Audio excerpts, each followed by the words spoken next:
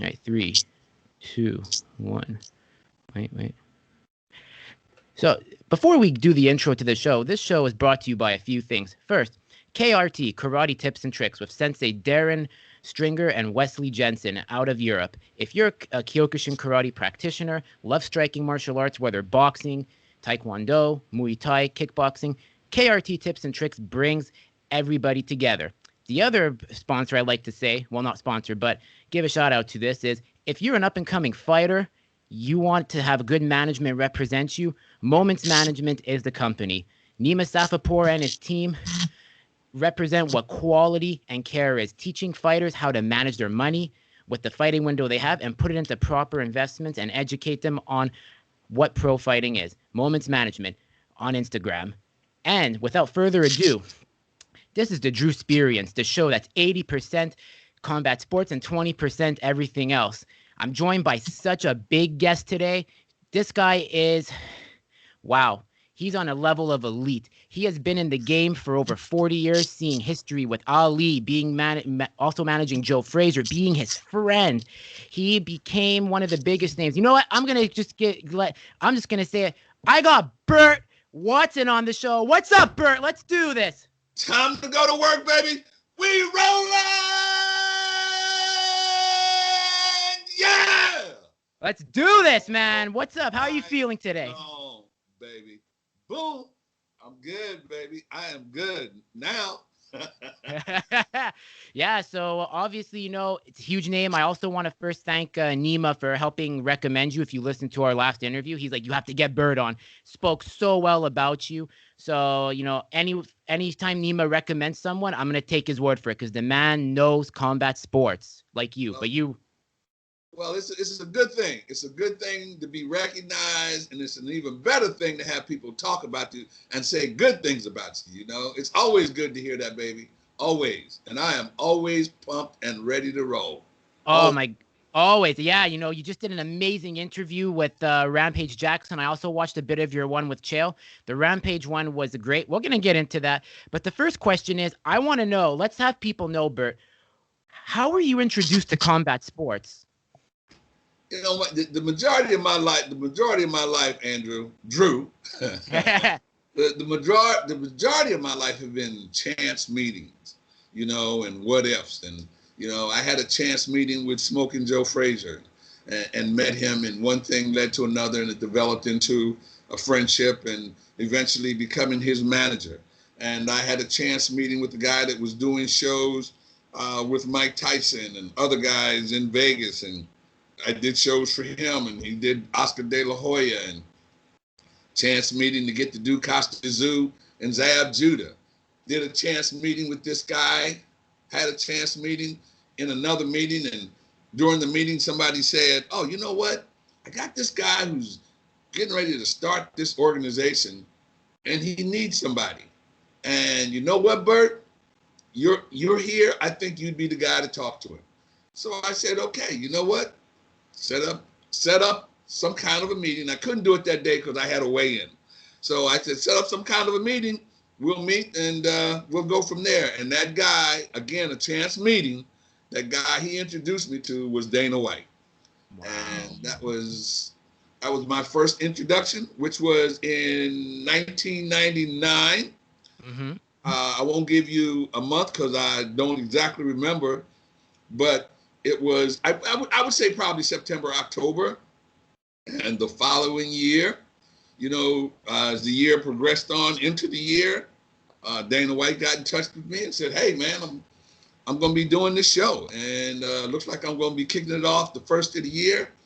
And it happened in February. Now, February 2001, right? That's when Zuffa bought. 2001. I did UFC 30, and that was my very first show. That's awesome. It's so interesting you say that because first, what I took from that is 1999. That is the end of the Bob Meyerowitz, Art Davies era. They're trying to get out. They were dodging the government for so long with these unsanctioned shows in First Native land or states that were like, you know what, screw the government. But as Dana said, you can't keep running from the government. They're gonna catch up. No. they're just gonna come at, and then you meet Dana. So UFC 30 Yes. is obviously the first Zuffa card. It's like what's called the new UFC. So that was Ortiz when he was defending his belt versus the late Evan Tanner. Rest in peace, Evan Tanner. My man, Evan Tanner. And I think BJ Penn might have been on that show. If I'm correct, he might have made his pro debut. And I think Randleman was on that card, maybe. I don't remember exactly everybody was on the card, but it was quite the experience for me. Really quite the experience, because I had no idea what MMA or grappling was. Had no idea. I was experienced to wrestling, WWE and WCW, and experience with, as far as martial arts. At my time, I knew it as karate, okay? And I knew Bruce Lee and Bruce Leroy. Now, I don't know if you know who Bruce Leroy was.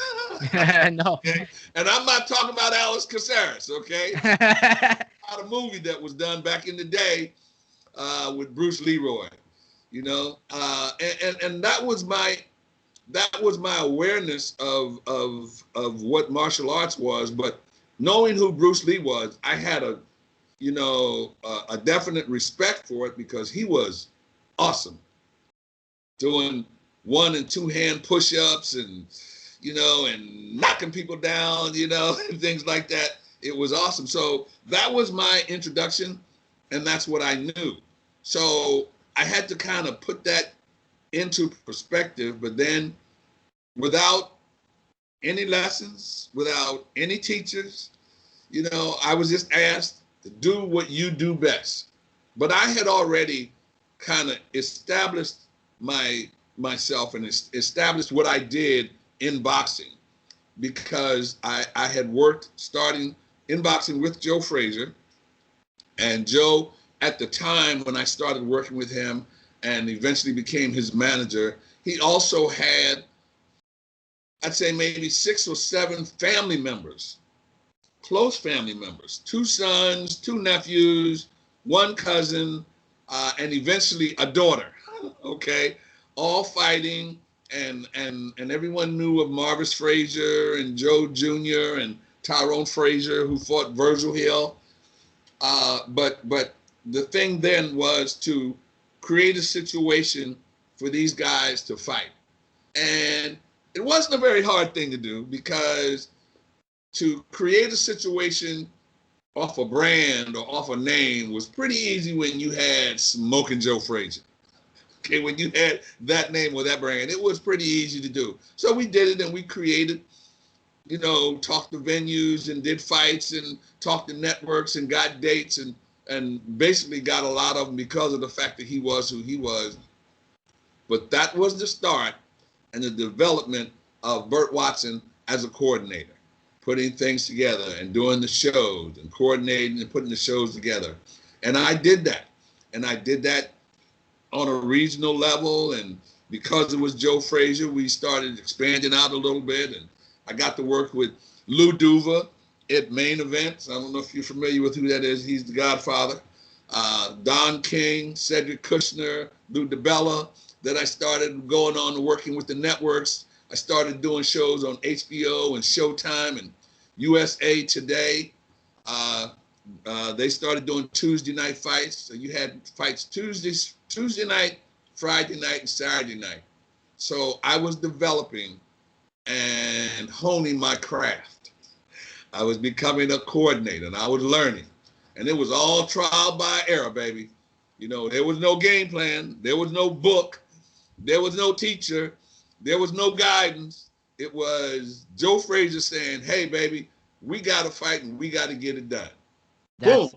That's awesome, man. Wow. Trial by error. It's like you say chance. And that's the thing. Sometimes opportunities happen. Whenever you start something, you're going to have to it takes time. But when that opportunity comes, you just run with it. And then things lead to another. 100%.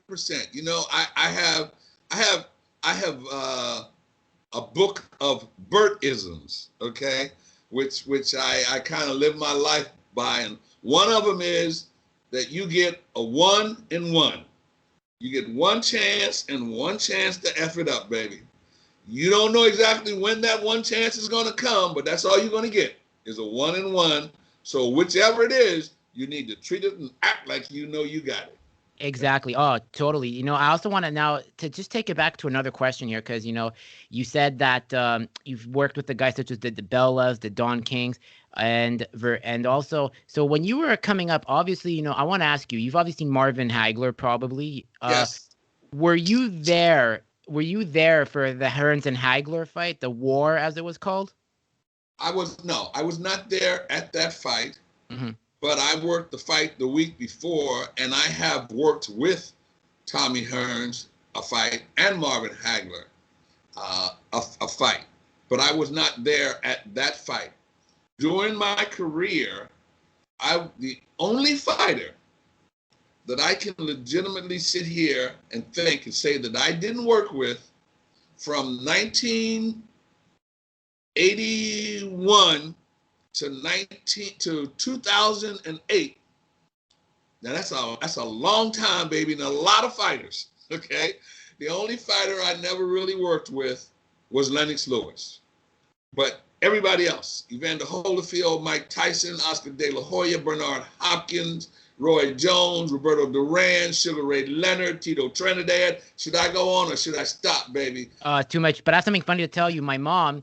So I'm going to show you this photo here on my phone. Now that you mentioned Sugar Ray Leonard, my mom met him at a charity event in Bermuda, and took a picture. I got to show you this photo. It's wow. It's a gem. It's like, I'm going to go on my Instagram here. I actually did 2 fights with Ray, and the last fight I did with him was when he fought Hector Camacho. When he came out of retirement, he fought Camacho in Atlantic City. I did that fight.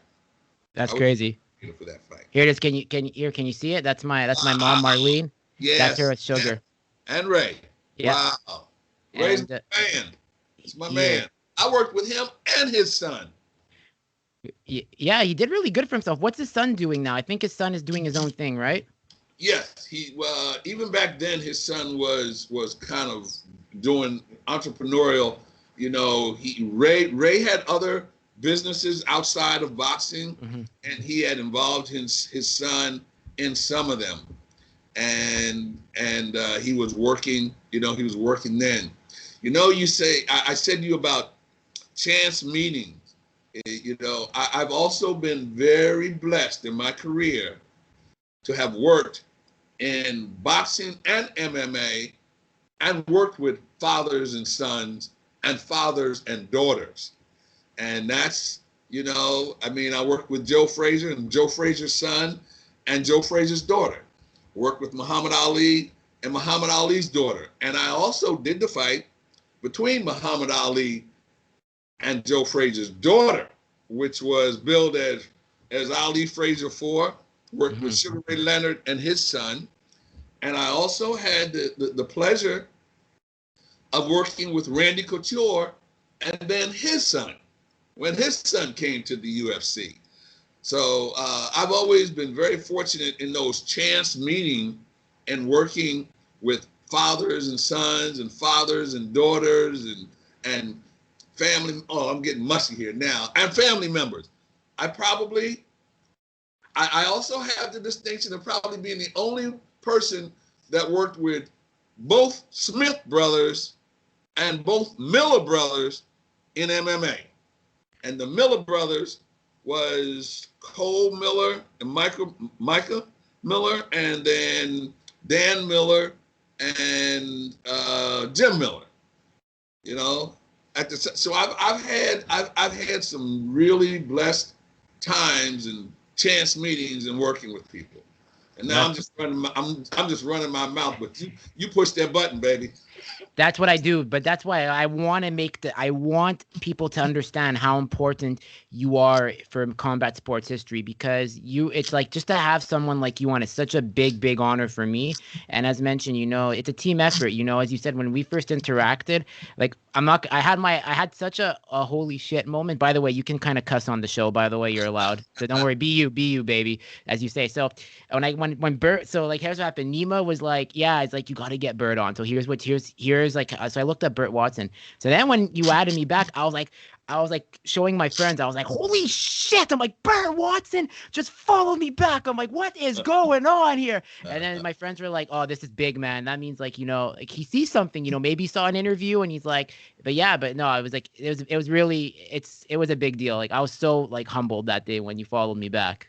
Well, I truly appreciate it, but I also have learned in life that nothing anyone says or does should be irrelevant to you. Mm-hmm. Nothing they say should be irrelevant, because if somebody says something to you, that means they want you to hear it, not just to listen, but they want you to hear it, because when you hear things, you digest it. When someone approaches you with something, they obviously want you to see it. Not just to know that it's there, but to see it. And, I've always needed people to see what I was doing and to hear what I had to say, because I had to get things done. And if people didn't hear and digest it, especially the fighters, then I was in trouble. Okay. And if people didn't see or know that I was there, it was trouble. But it's always been an honor, man, and I can now sit back and look at my career and look at some of the things, to have seen the development of MMA and the sports and the athletes, and I think mostly the development of women in the sport. Man, I am so proud to have been a part of that. And to see that development and to see how ass-kicking they have become. You said I could say that. Of course, you could curse, man. You're a legend. And but I want to ask you this. Let's take it back, because you still. This is like where you were just saying you've been around. You've been privileged to see what you've had. Yes. The early days of Zuffa were not easy, and before Tough came out, Ultimate Fighter. What were those days like? Because I was talking to Nima about this, and I said there's two very important fights in that era. UFC 33, even though it's the infamous 9/11 show, and there was also UFC 40. Describe to me what it was like in those days, where Chuck and Tito were the faces of the promote, because people have to know their history. They're quick to forget. How important were those dark days?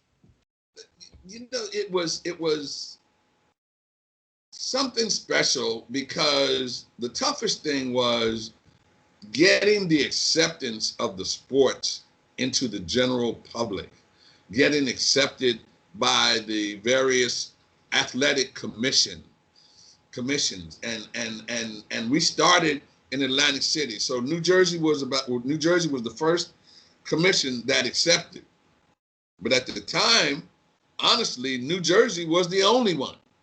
We were not sanctioned to go a lot of other places, so it was really tough doing that. And the toughest thing was that they had high-profile athletes that were very high-profile athletes in the sport. You had Tito, and you had Chuck, and you had Randy, and you had Matt Hughes, and early back in the day, and BJ Penn, and you had all of these guys and all of these fights they were trying to schedule, and they had the toughest time getting sanctioned into the various states, because quite frankly, we were being bashed.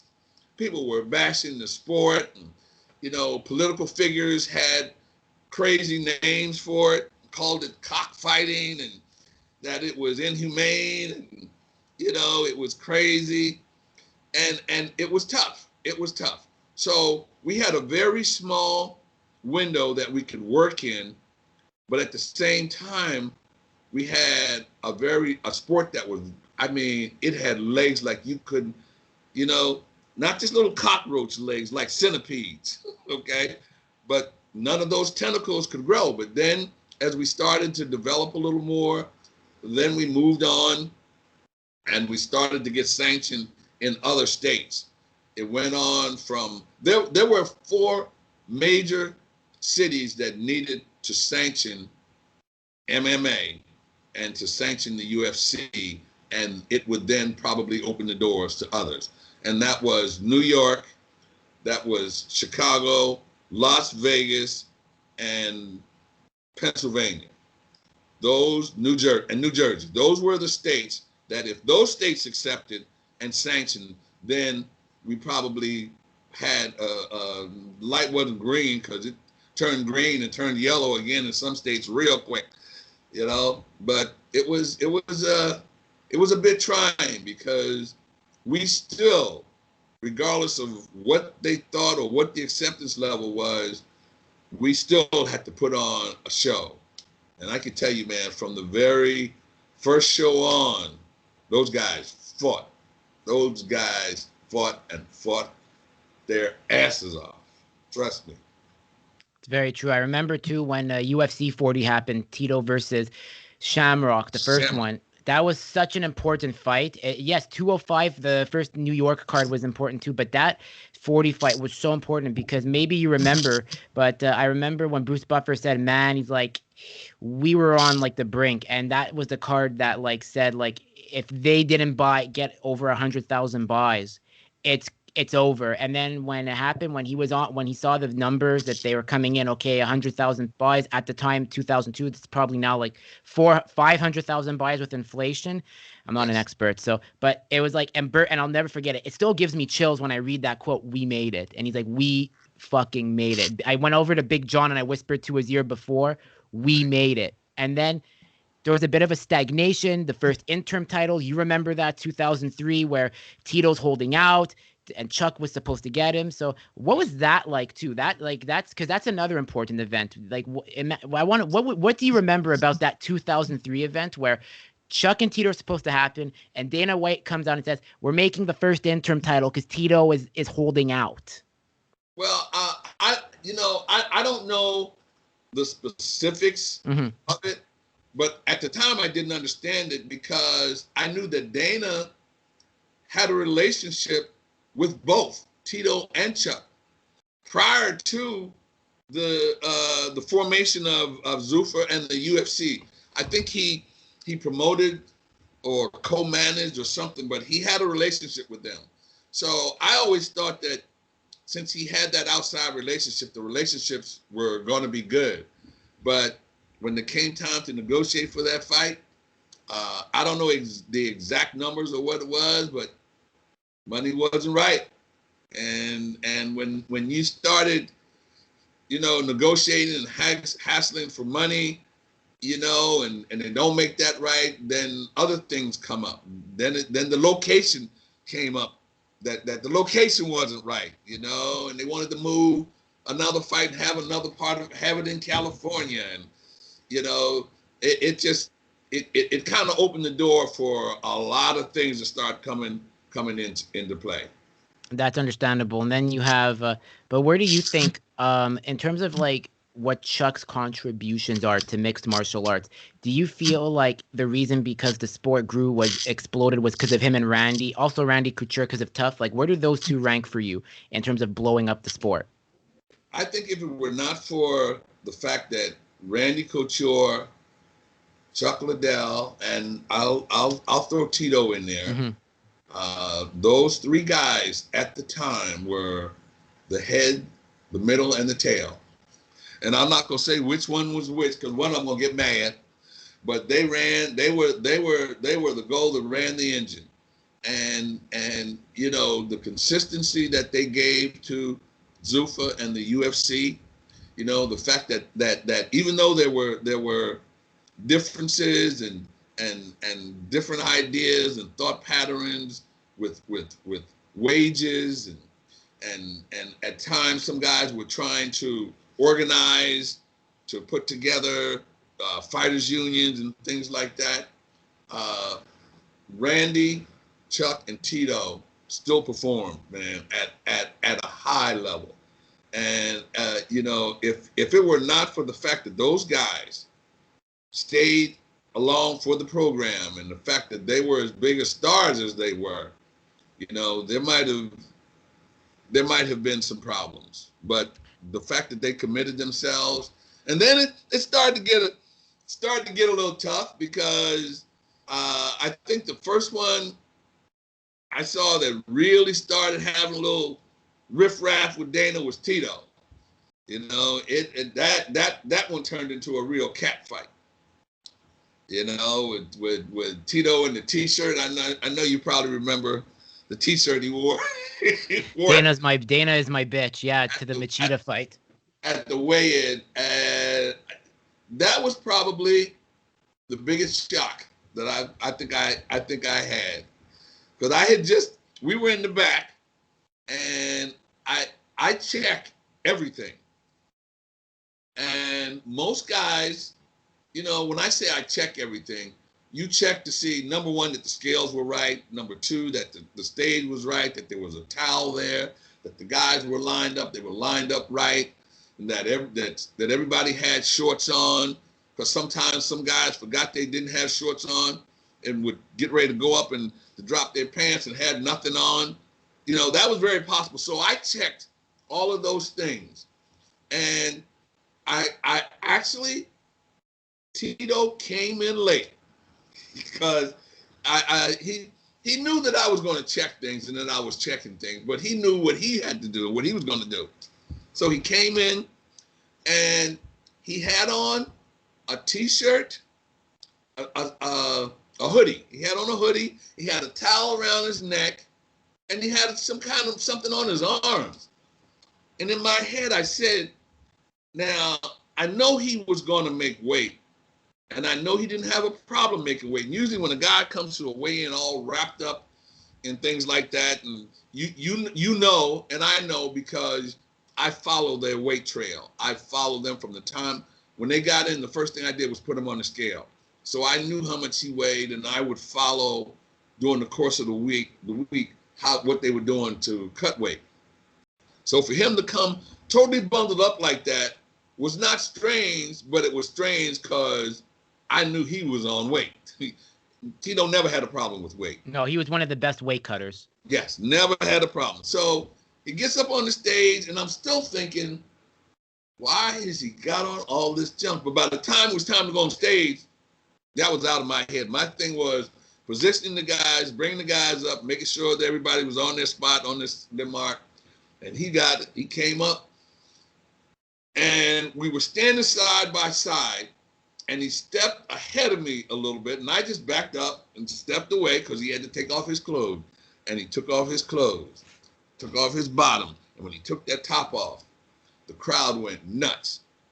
And I'm looking and wondering, why are they reacting the way they react? Ah, whoa! And I walked over and I turned around and I looked at his T-shirt.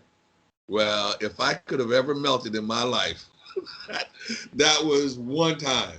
And I saw Dana, and I looked up and our eyes caught each other.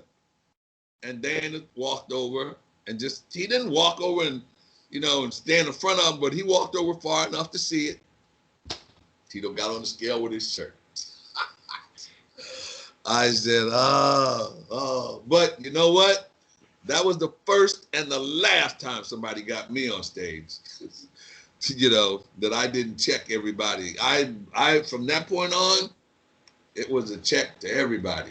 Oh, but, that's amazing. They were good. Those guys were good. It was good times. They were struggling a little bit with the attendance and getting people in and, the different events. And I remember one event, you probably know better than I do. I just got so many of them in my head. I think it was 51 or 52. We did an event, and right after the first round, the damn house went dark. The event cut off, and I think Randy Couture was fighting.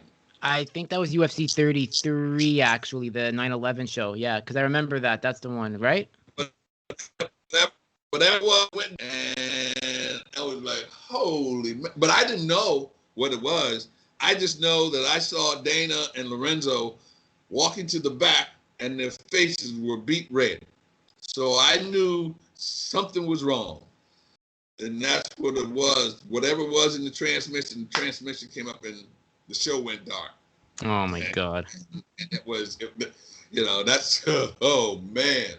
There was another event that we did, and I had Stephen Struve, I think it was, but it was one of the heavyweights. I got him in the cage, and Buffer standing there and get ready to walk out the talk, and the house goes black. We had a blackout. Oh my God. The blackouts, and here it was. The fighters were in the cage. He was there with his mic, and the house was dark.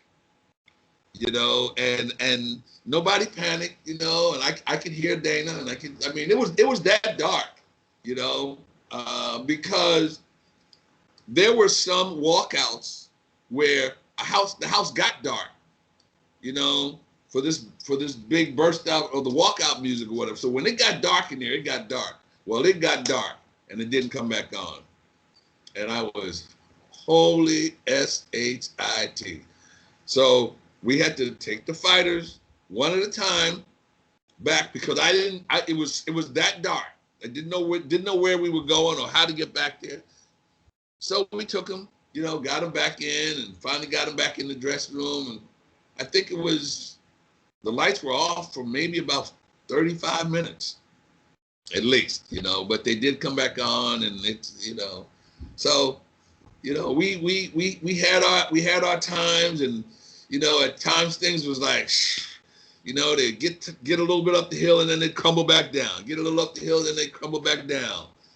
And then they came up with putting that fight together between Stephen Bonner and Forrest Griffin. Wow, that's crazy. That was like the lightning in a bottle. That really, and I think there's something that's really important about this. You could agree with me. 2005, there's no NHL hockey. It was a lockout, and I have a feeling that just the lockout that happened, because I was a big hockey fan. Think of it, having no hockey, people want to watch fights. They don't know. Spike TV gets this show. There's the fight. I have a theory that it was perfect timing. Absolutely perfect timing. I mean, not only the fact that there was no hockey, but the fact that and I think that did it for Spike TV as well, and they got Spike TV and they got that fight, and that fight just blew the roof off of it. And when the roof came off on that fight, that roof never came back on. They built something over top of it with that roof. Mm-hmm. Gone, baby. Okay. They broke through that roof, and that was the end of that roof. They built a steeple, and from that point on, it was all systems go, man. It, we started moving, and the popularity started to go in. It was always very popular. That's the one thing I will say about MMA and MMA fans. It was always, I always remember MMA fans and how knowledgeable they were and how excitable they were and how real they were. Coming from boxing, it was a whole different world. Fans could not interact with. I did a show for Mike Tyson. I did Tyson's last 6 fights, mm-hmm. maybe 5, as a matter of fact. And if everybody in that group surrounding Tyson, if everybody didn't know me, I couldn't get near Mike Tyson. Oh my God. Yeah, he was protected. But that wasn't just him. That was all boxing, all fighters was like that. All major stars were like that. But then you transition to MMA, it was a totally different world. Any fan could walk up to Randy Couture and shake his hand, or Tito Ortiz, or Chuck Liddell, or Anderson Silva, or Matt Hughes. George St. Pierre. Anybody could walk up and touch them. I know that when we did the first show in in Canada. I don't remember whether it was Montreal was the first show, but we were at the hotel, and the fans always knew where we were. We were at the hotel, and it was mad because the lobby was so small, and the elevators were so small, and they had the lobby jam packed. And George St. Pierre came into the lobby of the hotel, and I had to get him through the barrage of fans to the lobby. But that was something we did. We allowed the fans. So we weren't going to stop them from doing what we had always allowed them to do, but we always, that's one thing that Dana White did, which gave it more than legs. It gave it legs with shoes on it, because it exploded. I mean, every fan knew every single fighter and everything about it. That's crazy. One fighter that I want to ask you about, the picture that I was using with to say that you came on my show was at John Bones Jones. Now, you've seen the rise when he came up as a prospect, then he started fighting legend after legend. What do you remember about when he became the youngest the youngest champion in UFC history? UFC 128, March 19th, 2011. Well, you got them dates better than I do. I'm a John Jones fan. That's I love Gus. I love other guys too, like Gustafsson, Vitor, the guys he fought. But John is the reason why I got into MMA. So I wanted that fight in particular. Oh my God, it was like Tyson versus Trevor Bierbrick of MMA. Like, that's how I look at that fight. Yeah. I just remember how, first of all, how good he was, how amazingly technically skilled he was at such a young age, and it, to me, I mean, he didn't have that massive body, he wasn't very, very muscular. He was kind of soft-spoken, but the technical skill level that he had was amazing, and to see him, they didn't duck anybody. I mean, he fought Gustafsson, did he fight Rashad? Yeah, he did. Yeah. Gustafsson, Rashad, he fought everybody. They didn't pad his schedule at all. And everybody they put in front of him, they gave it to him, and he gave it back, and I mean, he did it with, well, when I say ease, he never went in to knock a person out.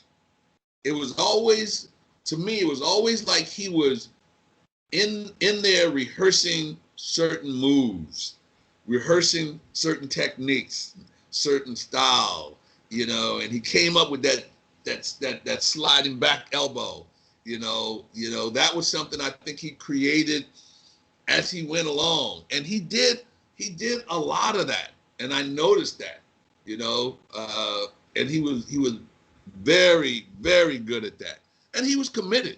He was committed to his craft. But I also looked a little further than that, because a lot of what John Jones had, I say, was natural talent. And a lot of people would say it was natural talent, but it was also hereditary. And I say that because his entire family were athletes. His father, his two brothers, because both of them were good enough to make it to the NFL. Okay? Super Bowl winners. At the same time, so the lineage there, you looked at that and you say, my God, how? But then you look and you see how athletic everybody else is. Then you say, oh, well, I can almost see that he would have been as good and as athletic as he was. But he was pretty awesome. He was an awesome kid, and he was a good kid. That's what I want to talk about too, because a lot of people have this misconception that, let's not talk about like what he did outside. I don't want to do that because I love John Jones and I'm looking him at as an athlete.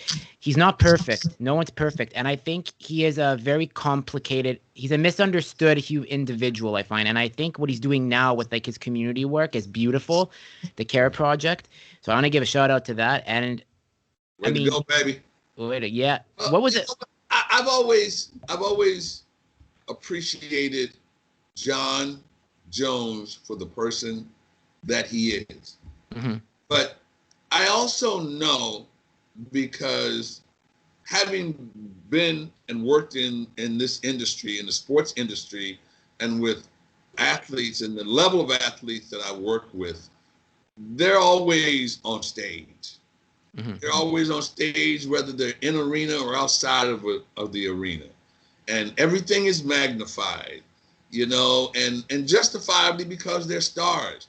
But everything, every move they make, every word they say, everything that goes on, some things can go on in a person's life that's just another Saturday night or just another Friday night. But when you get to that level, then things are magnified, and everybody. I always said those guys, those fighters, and the corners, they were all my kids. Because I was always older than all of them, and they were all my kids. And I treated them as such, and I thought of their actions and their movements as such. I didn't expect. The only time I had the highest expectations from them was when they got in that cage, because that was 1-1, baby, and what ain't but two, him and you. Okay, so I expected that, but outside I had to understand, and I learned to understand. Guys were sacrificing times with their family and being away from their family and being put on the stage and being put in the middle of the light and put in spotlights, and things were thrown at them, and it's not an easy situation to adjust to, and I know that. It came down on me with Joe Frazier and Muhammad Ali, and those are pretty good names. Okay, that stuff came down. I remember I did, and you would think I was in it. I was good. It didn't matter what happened, I was good. We did a video project called Champions Forever. And that was with Joe Frazier, George Foreman, Muhammad Ali, Ken Norton, and Larry Holmes. Mm-hmm. And it was called Champions Forever. And it was a documentary, but it was a travel montage where we went around from country to country, because we traveled the world for 3 years promoting that video. But it was a montage of the fights those five guys had together. And we traveled and we went around. Now I'm with those five guys, imagine that. And we did a press conference in LA. And we walked out. They came out of their room separately, and we all met down in the bowel of the hotel to go outside to get into the cars. And when, again, I was the lead person, putting everybody in order. And when I walked out of the hotel into the throng of media people, I freaked. I think the first time in my life, I freaked. I didn't know where to go. I was nervous. My hands were sweaty. And they were click, click, click, click, click, click, click, click, click, click, click, click, click. Man, and I didn't think that would ever happen to me. I didn't think that was possible, because I thought I had it covered, baby. Man, I was nervous, hands sweaty, palmy. I didn't know where to take Joe. I didn't know where to take Muhammad. I knew where to take him, but I lost it. Okay, and you know what? I only lost it for a minute, but that's all it took. 30 seconds, they were gone all over the place, and I had to put them back together. So that happens to everybody. It can happen to anybody.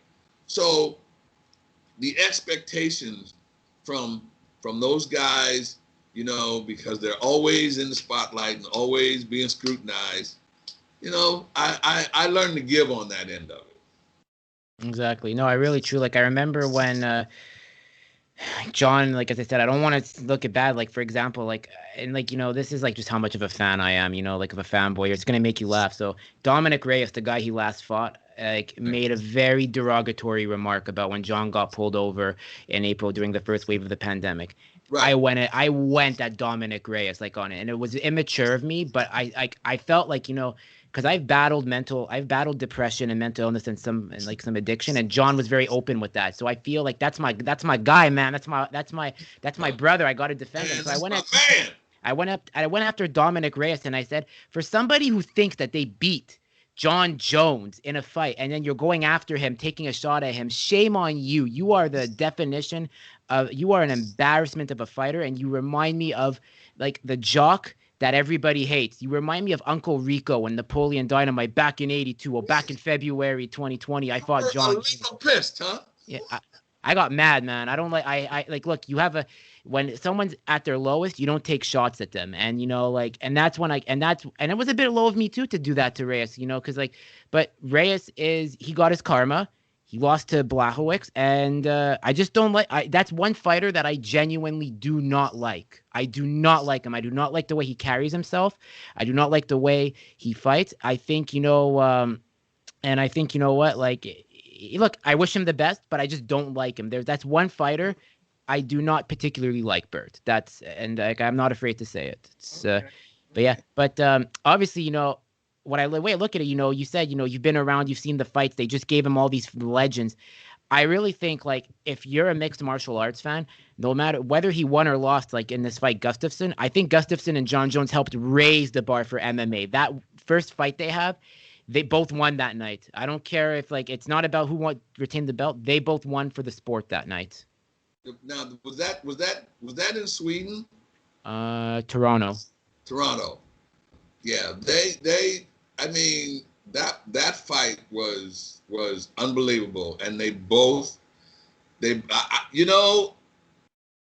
Gustafsson put on a better show than a lot of people expected him to. I don't know what the odds were, and I don't bet on fights. Me neither. Especially MMA fights, because I'm going to tell you something, baby. Aside from the judges and the referee, you got 3 judges, and you got a referee, and you got 50,000 fans or whatever. You also got 10 to 12 ways to win a fight. Okay? Inside in the sport of MMA, I can't name all the moves, but there's at least 12 different ways to win a fight. Okay? Standing on the ground, anaconda, neck choke, wrinkle bar. There are so many ways to win a fight and to get heel hook, tapped out, and done, that it's hard for me to pick a fight and pick a fighter, because there's so many ways. And if a guy is in shape and his conditioning's good, then it's a toss-up. I don't care who's fighting who. If the conditioning's good, and you get one little lapse where one guy decides for 10 seconds that he's tired, he can get caught. Okay? And that's how those knockouts happen, Just one little move, and you're done. Gustafsson, I just thought his cardio was good. His tactics were good.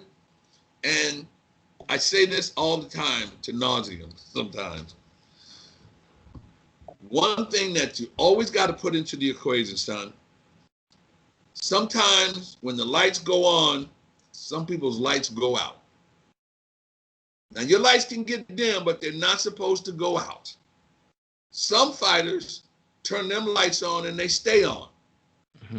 Other fighters don't turn them on or don't know how to turn them on, and get into a cage or a ring with a fighter where his lights are on and these lights, okay? When those lights go on, sometimes some people's lights go out. The lights for John Jones were already on because he was John Jones.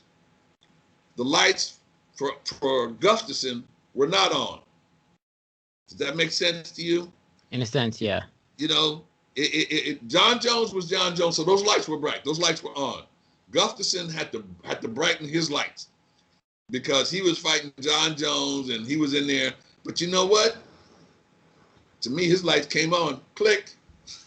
You know, and it was good. It was definitely a good fight, and I see that all the time. I agree. And, you know, as I always just look at it, that those two really helped elevate the sport from that fight. It's still one of the most watched fights today, whether you have Fight Pass or when UFC puts it on to watch as a free fight. Like, that's one fight, like, you can like both after. And I really think what Gustafsson has done for European MMA with Michael Bisping has been amazing. But Gustafsson has done it so good. Like, it's like, I really think when his career is said and done, I do hope they put him in like a pioneer wing for like European MMA. And I'm sure because one thing I've learned and one thing I'm seeing, especially with the UFC, that I've noticed over the last 6 years or so, that they take care of their stars as they leave. Mm-hmm. They give them a starting goal. They give them a little bit of a platform. Now, whether they stay there or not, you know, because everybody they've had has been a retired guy or a guy that's given a lot to the sport. I've seen them use a lot of guys, you know, Yves Edwards, Ken Florian, Bisping, Tyron Woodley. You know, they use a lot and they give guys opportunities. And those opportunities are there for those guys. And it's also there, you know, they gave it to Dan Hardy, and Dan Hardy now not only with the UFC, but MMA in his country, you know, he's huge over there, and he's still legitimately, you know, a resource for them, and I like to see that. And most of the guys are doing that. If they're not a resource in that area, they're still in the gym, and you know, and if you stay on social media, you see that these guys are all staying active and staying in the gym. You know, it's a good thing, man. It's a real good thing. I want to ask you, this is something because, you know, you understand combat sports inside out. And now we're seeing kind of like the continent of Africa is becoming a hotspot with guys like Usman, Ngannou, Israel Adesanya. How do you feel? Like, let's say, like, if Francis wins the heavyweight championship, you have 3 champions in divisions from Africa. What does that do for that untapped continent and the talent there, you feel? Unbelievable. The media exposure, the platform that those guys have, and kudos to the UFC and the other mediums to give those guys a platform and not shut them down. You know, they've never stifled anybody as to what they say and how they say it, and allow them to use that platform. And I think it's unbelievable that those 3 guys from that country have that platform, and it's necessary. And it's always been, the one thing about MMA is that it has always given a platform to different cultures and different countries. I think MMA probably has the most multicultural title holders and champions in any sport, I would think. You know, they gave a gateway to a lot of the Brazilian fighters. They gave gateway to the Asian fighters, you know, coming from Asia. Now the fighters coming from Africa, you know, from Sweden and English, you know, at a time, Michael Bisping and Paul Bradley was it, and who's the other guy with the tattoos on his arms? Ian Freeman, and there was another one that was my buddy, and I can't remember his name, but they've always managed to give opportunities to different cultures and different countries, and I've always thought that was fantastic. You know, even who was the guy from Italy with all the tattoos? The Italian, Alessio Stara. Yeah. You know,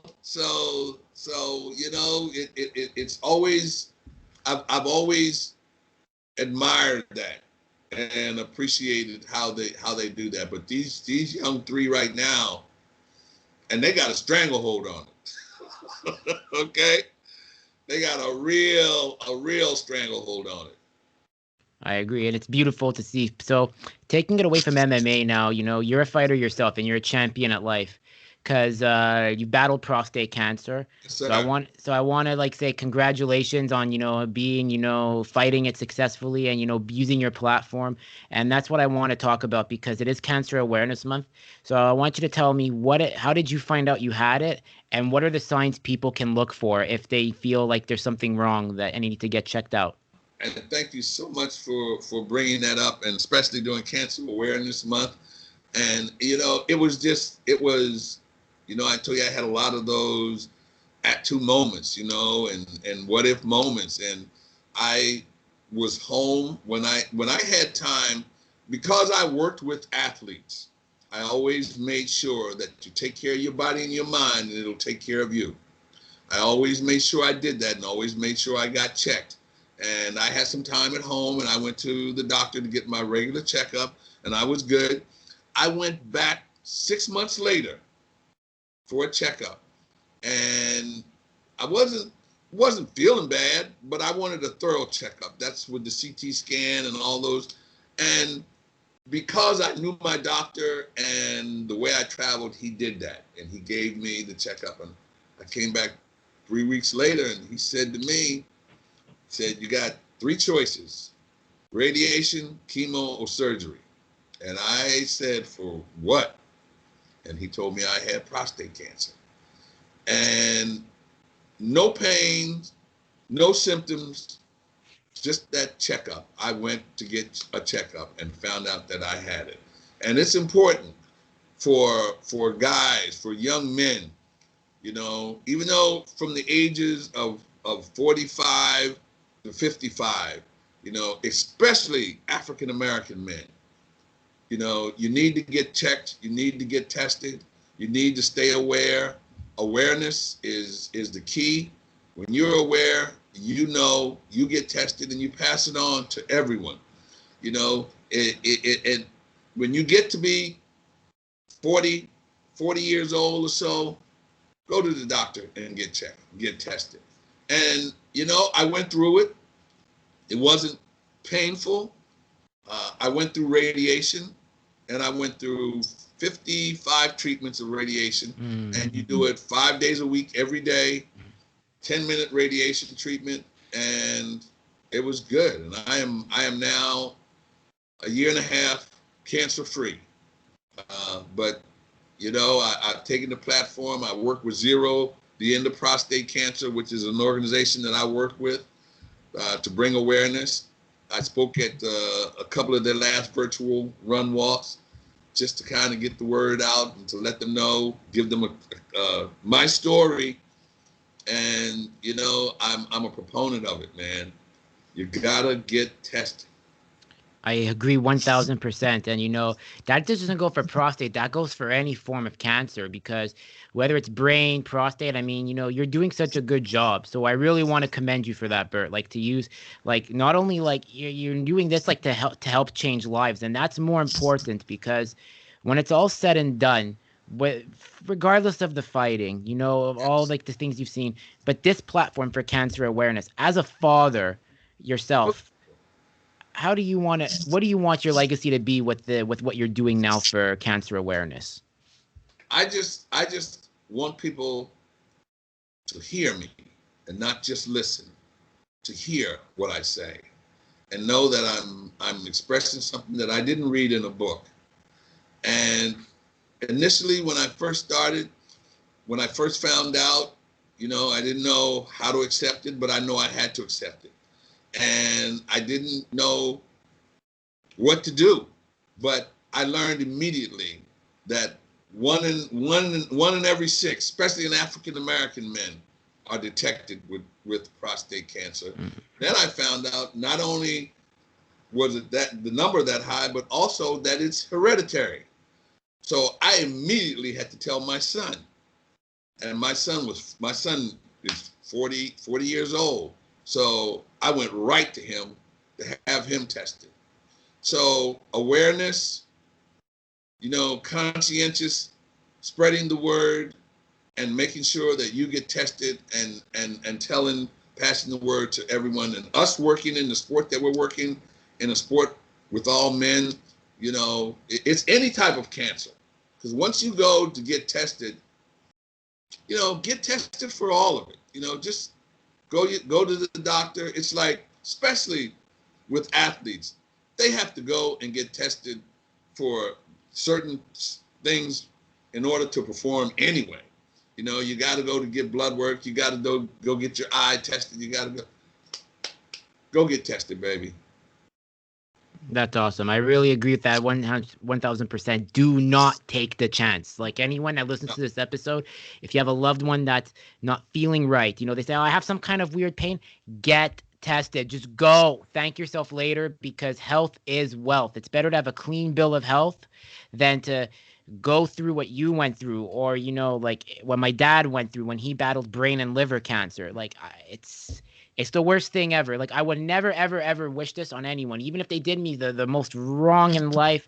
Right. It's and that's what I hope what happens, because when people watch or listen to this episode, I hope someone can come back to you more and say, hey, Burt Watson, I want to tell you, thank you for talking about this, because we just found out my aunt or uncle has this form of cancer, and it was because of you coming on this show. So thank you.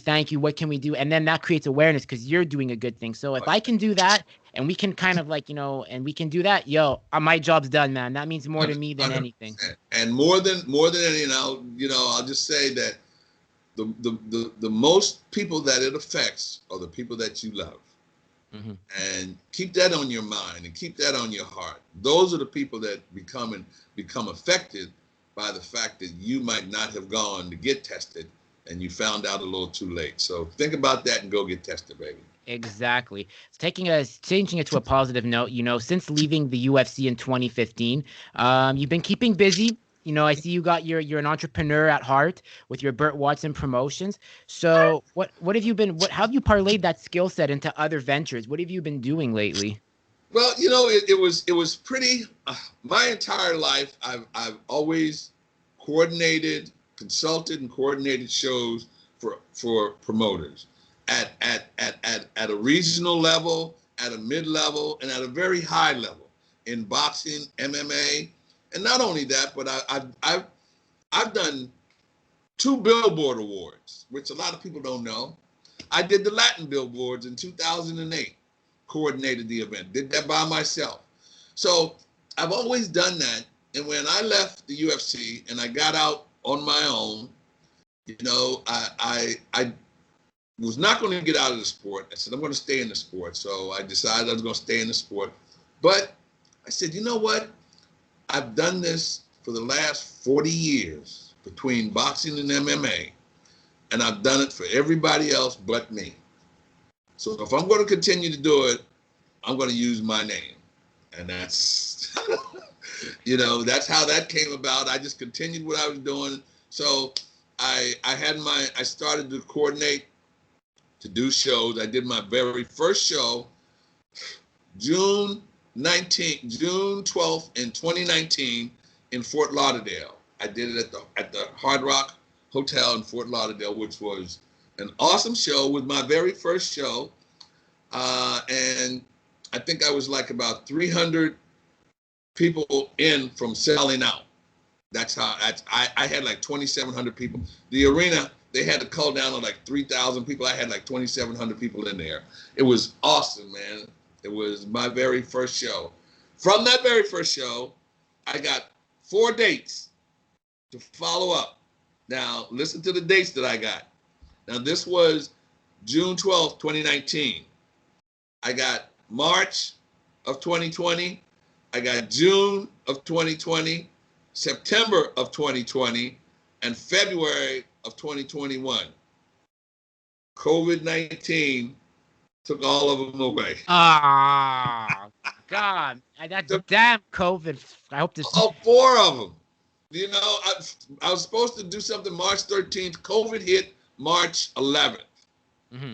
So that didn't happen. Then June 12th didn't happen. September of last year didn't happen, September 25th. And then I was supposed to possibly do February the 13th, which was last weekend, but it didn't. So that didn't happen. So, you know, I was like everyone else at home. And just to make a quick story out of it. So I'm wondering, what am I, you know, what do I do now? So I decided, I saw people on IG, Instagram, and I said, you know what? I'm going to try that. So I picked up the phone and I got on Instagram Live, and I'm, you know, trying to keep myself busy and stay relevant. And my grandkids follow everything that I do, and I got 5 of them, and they follow everything, man. I mean, and I'm very proud of that, because I guess they're proud of their papa, but they follow. So I'm on Instagram Live, and one of my granddaughters say, Papa, why are you on Instagram Live by yourself? And I'm like, what am I supposed to be? They said, why don't you get somebody to talk with you? So I got on the phone, I called Vitor Belfort, and I said, listen, man, I'm going to get on Instagram Live, and, you know, next Tuesday, you know, would you mind doing it with me?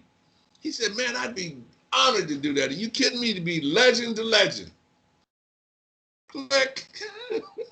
It clicks. The light bulb just goes bing. Ding. He said legend to legend. And I said, ooh. So I brought him on, and I introduced it as legend to legend. And I was on Instagram Live, and then I said, you know what? I need help with this. So I went to MMA Junkie, and I asked them, how would I do this? And because I wanted you know, I wanted it right. And they said, let's see how it works on here. So now I have a slot on MMA Junkie that I do legends to legends. So far I've done Chael Sonnen, I've done Randy Couture, I did my recent one that's out now, Legend to Legend on MMA Junkie. Go check it out, baby. And it's with Rampage, and it is awesome, man. And it's not an interview. It's what I call OG chatter, because I sit and I talk to them from here and here, baby. And we talk about things that, you know, we talk about career, life, family, and things that you might not even know about. But we talk about things that we know because we work together. And it's a lot of fun. And I hear things from them that I didn't. And right now, the one that's up now is me and Rampage, but it's Legend to Legends, rolling with Burt Watson, baby.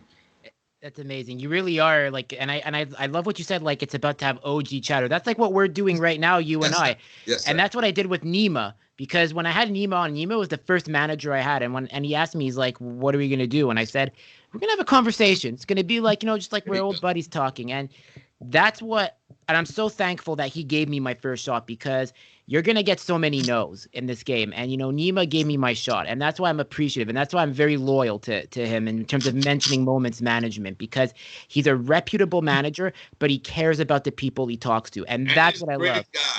He's a great guy. And there are guys and there are names, and I've been around a minute. There are names you could mention that you could, you know, you could say, okay, why not? You know, and I've always wanted to be that guy that when the name was mentioned, you didn't do this, you know. And Neiman's one of those guys. He's always upfront. He's always very truthful with you. And not only that, but he knows what he's talking about. You know, most managers, you know, even if they don't know, they learn because they're in charge of career of others. But he's a genuine good guy, and this is a genuinely good sport, man. And what you're doing now is great, and I'm having a lot of fun with Legend to Legend.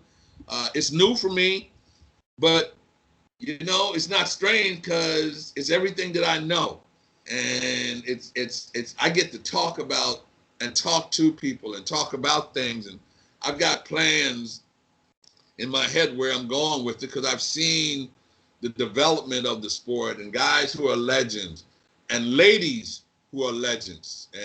And I mean, I'm just so honored to have been around to see the development of females in the industry. I'm real proud of that, man. And, you know, Kat Zingano and Ronda Rousey and Misha Tate and Liz Carmouche, and I don't want to say no more because if I miss somebody's name, they're going to be mad at me.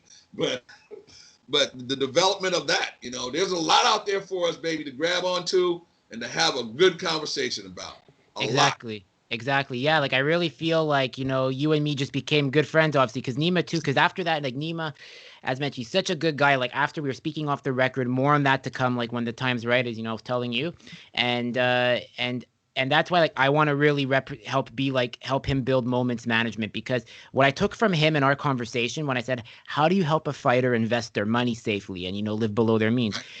After our conversation, I was looking at how I spent money and how I saved, and I was applying what he taught me. And so I want to give a huge shout out. Thank you, Nima Safapur, for telling an amateur podcaster, Drew Michaels of the Drew Experience, how to build a podcast while not living above his means. So thank you. I'm humbled. And that's why, you know, you got to be appreciative. It's as Charlie Murphy said. And that's why I love this show too, what I do this. I love this. You know, I don't care about the views, the clicks, the likes, or like getting sponsored or getting attention. I love what Charlie Murphy said. I keep this quote on my phone. Don't take life for granted, and don't take people for granted. Not at all. Not at all. And I totally agree with you. As I said to you, that nothing anybody ever says to me is irrelevant. Because if they said it, they want you to hear it. Not listen to it. They want you to hear it and digest it. So you remember I said earlier about that 1 and 1? 1 and 1, one chance to fuck it up. There you go. That 1 and 1, baby.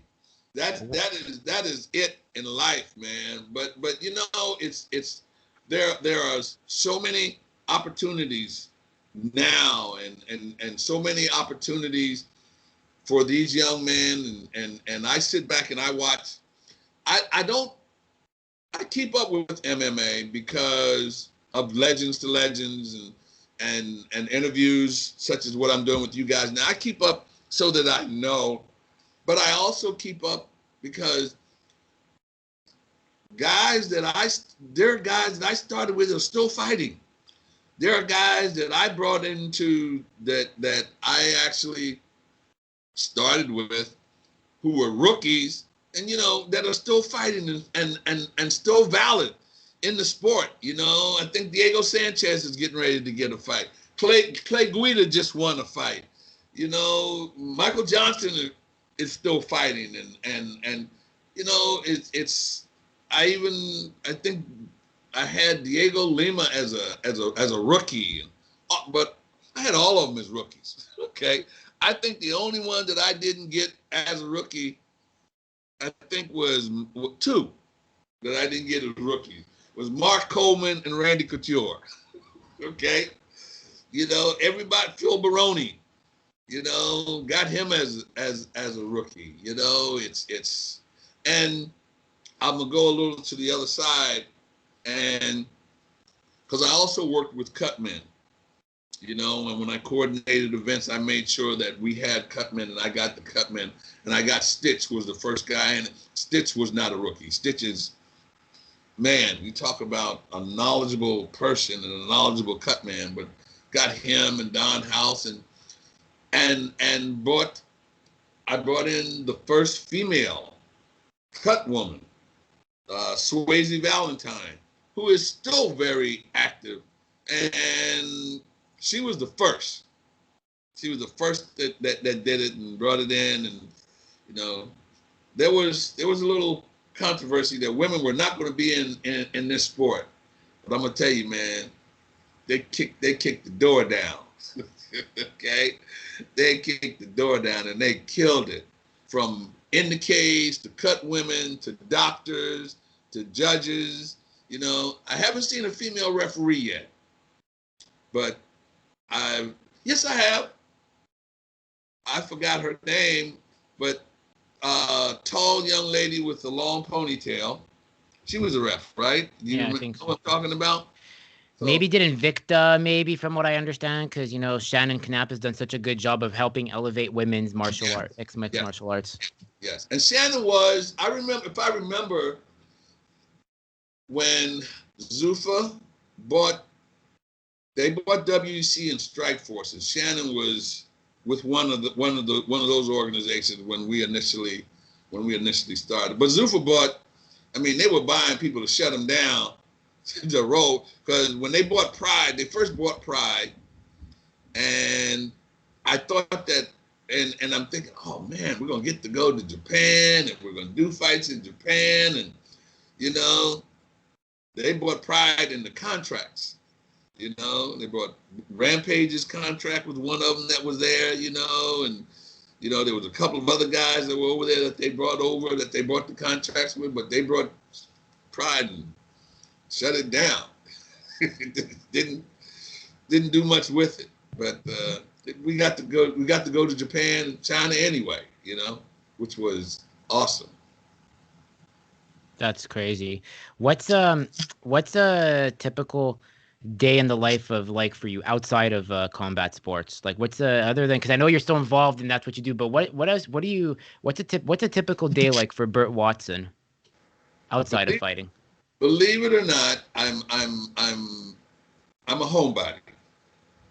I don't like going out. So this whole thing that we're going through now bothers me not even a little bit. I'm very content with staying home. I love black and white TV. I watch Gunsmoke, Paladin, Wagon Train, Half Gun Will Travel. I watch all the black and white television that I can. Between that and sports, I stay on the sports, and then I stay on the phone communicating, trying to stay in and communicating with people, because now we got to stay on the phone. But a normal day for me, especially when I was on the road, when I'm off the road, I shut down, totally shut down, because I go at such a high level. But television, home, my wife and my grandkids, family. My family's, I got 5 grandchildren. That I'm very proud of. My oldest grandson graduated from Yale. I got one that's headed to William and Mary, and another one that's looking at Yale. So, my youngest grandchild is 12, and they're all athletes. All wow. of them. I don't know where that came from. But my kids are all athletes. My son, who is a big guy, my son's about 6'3", weighs about 300, close to that, and he's a wrestling coach at Ridgewood High in New Jersey, and he's a football coach. So, and my daughter ran track. She went to school in Virginia. I have an athletic family, and they're all educators and they're all involved. So for me to sit back and watch all that and watch my black and white TV, and trying to keep up with you guys, it's fun for me right now. I'm ready to get back on the road, though. Trust me. Yeah, I imagine. Yeah, but I just want to say, like, you really are like the definition of the American success story. You've worked tirelessly over and over, and you are a definition of that. The dream is available if you put your mind to it. So if anyone that's like a new immigrant to America, or they feel like they're from marginal, I gotta be careful with my wording here, because everyone gets offended easily, but like if you're from, like, say, like a not so great scenario, they should look to you, because look what you've accomplished, and with your family, it's there. You just have to put your mind to it. Surround yourself with good people that want to see you grow. If you want to be, my dad said it best, and my late father said it best. If you want to pluck crumbs with the pigeons to wonder what was, do that. But if you want to soar with the eagles, find the eagles and learn from them, and then you'll see. Then you'll see. I can honestly tell you that if someone, it's very hard to not be successful because of opportunities, because there are so many opportunities and so many ways to reinvent yourself, especially today. I mean, I look at social media and how people have become mega stars on social media. you know, and, that was an opportunity that they took advantage of, and they made the best of it. But anything you do, you got to be consistent, you got to be committed, and you got to give it time, and you got to know that it doesn't always happen overnight. You hear that all the time. Oh, it happened overnight. It very seldom happens overnight. It happens one night, okay? You build up to it and then it happens, but it doesn't happen overnight. And I used to tell fighters, and I still tell them, it was the biggest dream to get to the UFC, was their biggest dream. And they got there. And I would look at them, I'd tell them, I said, you know what? It is harder to stay here than it is to get here. Don't you ever forget that. And that's the way life is. Once you get it, you got to keep it. Whatever you get, So telling them it was harder to stay there than to get there, it shocked some of them because they didn't know that. But one or two fights, they found out, now I got to stay here. Okay. That was the easiest thing, getting there. And that's the way life is.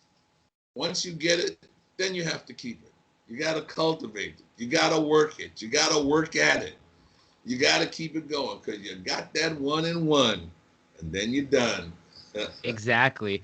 I hope we can do an Instagram live though sometime soon. Now, I'd love to do that. If ever you're down, just talk about let OG chatter with life and all that. Because who knows, Burt? You never know who we're impacting, and I would love to do that. I'd love to give you the platform any time of the day you want to come on. I'm good, baby. Whatever. I think you're a good guy, and I enjoy talking and running my mouth, and I always got a lot to say. I don't know why, but I enjoy it, and I enjoy keeping the line open, and I enjoy social media. I enjoy communicating on social media.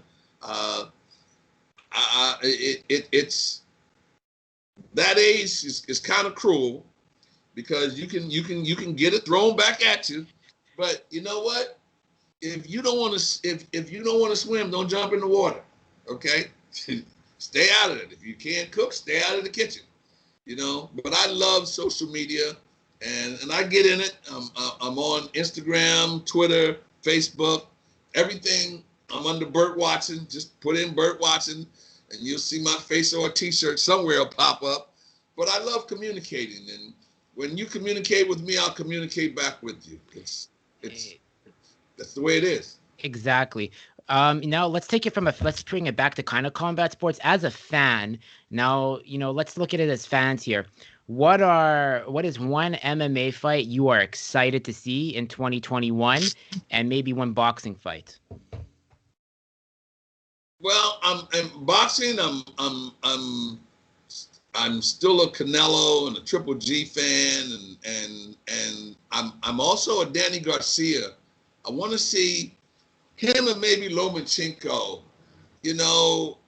Might be a little different in weight, but Danny Garcia, and he's also a Philly guy. I want to see Danny get to the top of that mountain and stick up there for a while. I'd like to see that, and Canelo and Triple G, I'd like to see. I enjoy watching Khabib fight. I enjoy watching Dustin Poirier. I enjoy seeing him fight. Kamaru Usman, I just really kind of saw his boxing skills, which I didn't really know was there. I knew he could fight, but I never really sat down. This was the first time I really, really sat down and watched, because I don't pay for a lot of pay-per-views. Not that I pirate that stuff, Dana White. So you hear this, don't come at me, Jack. But I watch a lot. But I'd like to see the way they're lining things up now. Everybody that I want to see fight is fighting each other. The fans and people like yourself. I'm going to flip that around because I think I've seen everything I want to see in terms of people fighting each other. I've seen Khabib fight who I thought he needed to fight. He fought. I've seen Dustin fight who he needed to fight. I've seen Conor fight who he needed to fight. Usman, he's fought mostly everybody, within his weight and his category. Adesanya, I think he needs a couple more. He was challenged. Did he challenge John Jones or was he he keeps calling out John, and this is where I got to tell all the Adesanya fans, careful what you wish for. And Izzy too needs to kind of tone it down because he did make a derogatory remark about John's late mother, who's done a lot of work for the community. And that was where it's I kind of distanced myself from being a fan. I respect Izzy as a practitioner, but when he ran his mouth like that, bro, it's like you don't talk about people's late parents. I understand it's show, but no, there's a limit, Burt. I loved his mom. I loved his mom. I loved his family, man. His family, they were always very nice and respectful to me. And I always got along with them and the brothers and everybody, I think, and I've been around trash talking for a long time, okay? From the best, the greatest, the worst, the dirtiest, I've been around it. And I'm, if it works, it works. I don't agree with talking about somebody's family. Me neither. When you start going in and talking about somebody's family or their wife or you start putting that into the equation, then I get a little upset with it, and then I don't agree with it. Yeah. But the trash talking, I'm good with that. I'm good with that. That's you say it, then you got to do it. So I'm good. I don't mind if he says, "Hey, John, I have your belt. You think you're the king? I have the middleweight and the light heavyweight. Come down to light heavyweight if you want to claim your throne back." That's something I love because that creates a storyline. But now John, here's what this is just my hypothesis. I can't predict, but in a perfect world, go ahead and predict, baby. Okay. I see Francis Ngannou beating Stipe. I have a feeling this time Francis is focused. He's got a better training now. John Jones comes in summer, fights for the heavyweight strap, claims it off Francis, but it's going to be a very tough fight. And then I think John's going to come down to light heavyweight, and he's going to maul Izzy. And I say that because John, when you wake up that lion in John, the king of the jungle of light heavyweight and heavyweight. Yes. It's dangerous. John, when a fired up John is the most dangerous John, like what we saw with DC, the two DC fights. Well, I agree with most of it, but I'm gonna start at the top of it where you started. I think Stipe is underestimated. Okay, like I said, there are quite a few ways to win a fight. Even at heavyweight, there are a few ways to win a fight, and it all starts with conditioning. Okay, and I'll put conditioning ahead of technical skill levels any day. And it starts there. And Stipe's conditioning was never in question, and I think his punching power is there. So I'm not going to give that one away. I'm going to leave that one. But everything else under that, I could see that. And John Jones going up to heavyweight. Hey, I did a fight where they said Roy Jones didn't stand a chance going to heavyweight, and he went up to heavyweight and won the heavyweight title. And he came. He was at 160, 170, 180, and went up to heavyweight and won the title. So I don't discount technical skill levels at all. And boxing, that's a whole different. You don't have as many ways in boxing to win a fight as you do in MMA. So John Jones going up to heavyweight and with the skill set that he has, I think he'll be successful there. I think he will be tough to beat. Now, getting hit by a natural heavyweight, it's another thing. You got to be prepared for that. You got to know how to either take that or not get hit. But I think he'll do good. I think he'll do well. I don't think that John Jones has a lot to prove at 205 anymore. No. I think he's made his mark. He's set his mark, and I think now he's at a point where he should be able to choose where he wants to go. I love that.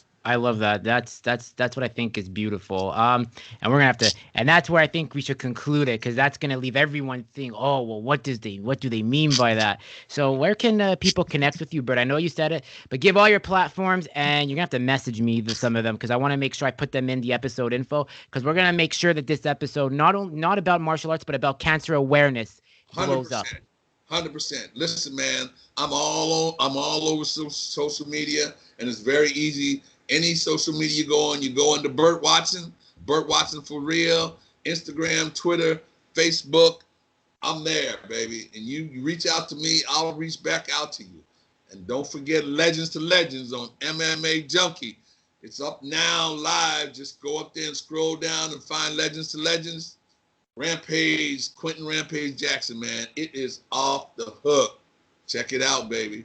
I watched it. I'm sharing it too, guys. It's a really good episode. If you really want to see Quentin Rampage Jackson unfiltered. That fucking hell, baby. I don't know where that came from. That you see? So guys, everyone, I just want to thank I want to say, first of all, Burt, once again, thank you so much for coming on. I really feel, I want to thank also Nima for everything he does too with to connect us, and you're like a buddy, man. We're gonna be messaging each other now all the time. Hey, man, I'm gonna tell you something. I enjoy every bit of it. Just make sure I get a copy of it. And for all your fans, baby, when you come on this man on this time with Drew, I call him Drew. You know what time it is, man. You know it's time to go to work, and you know what that means. You rolling! Yeah! All night long. You got it.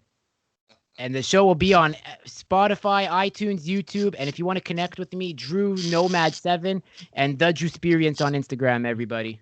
Peace. I appreciate you, baby. Hook me up. I will.